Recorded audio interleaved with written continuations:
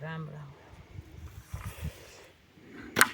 ल यो मलिङ्गा कसरी कुट्ने भनेर म पनि ट्रेनिङ लिँदैछु बुवाबाट।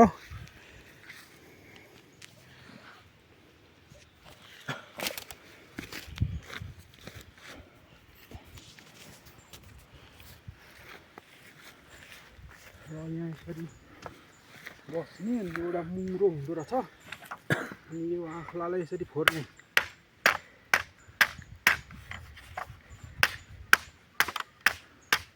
यसरी फोर्ने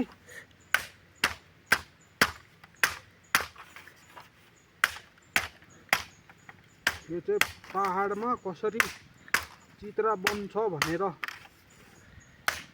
बनाएको भिडियो हो।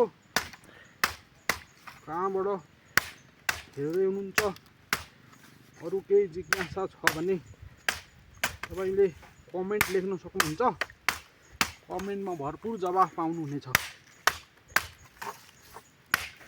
यो चित्रालाई व्यावसायिक रूपले गर्नका लागि यहाँ यातायात छैन। यातायात नभएपछि यो त्यतिकै लोप भएर गएको कुराहरू हुन्। यिनीहरूलाई जगेर्ना गरौँ, माया गरौँ, नेपालीपन देखाउँ। नेपालमा सबै थोक छ, त्यसको संवर्धन र प्रवर्धन नभएर मात्रै हामी पछि परेको हो भन्दै यो मेरो ट्रेनिङ सेसन समाप्त हुन्छ। धन्यवाद।